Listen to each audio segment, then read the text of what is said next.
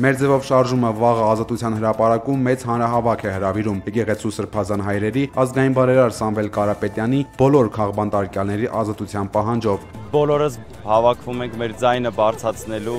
բոլորս հավաքվում ենք պահանջելու արդարություն եւ ազատություն մեր սրբազանների, բոլոր քաղբանտարկյալների եւ մեր Սամվել Կարապետյանի։ Սպասելու եմ բոլորիդ։ Մեր ձևով շարժման համակարգող Նարեկ Կարապետյանը հայտնել է, որ Ազատության հրապարակից երթով շարժվելու են դեպի Սամվել Կարապետյանի եւ եկեղեցու հայրերի ապօրինի կալանավորման վայր։ Երբ երկրում մարդկանց ձերբակալում են ոչ թե արարքների, այլ խոսքերի համար, դա այլևս մեկ առանձին վերցած մարդու խնդիրը չէ։ Խնդիրը այլ է։ Ինչպիսին է լինելու Հայաստանը։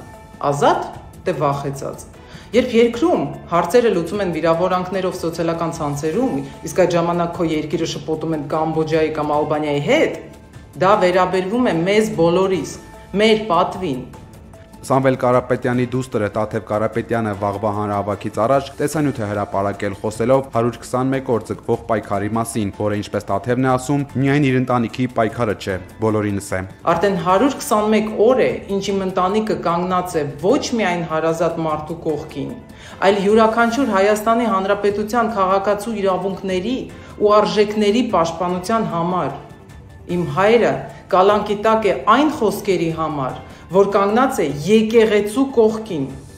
Մենք բոլորս կանգնած ենք եւ շարունակելու ենք կանգնել եկեղեցու կողքին ու պաշտպանել մեր արժեքները։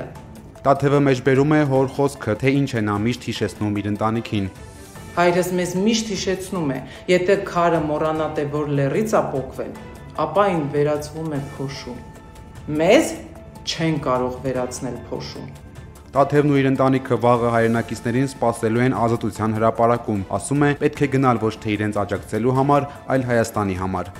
Վաղը, հոկտեմբերի 18-ին, ժամը 16:30-ին, սպասում եմ ձեզ Ազատության հրապարակում։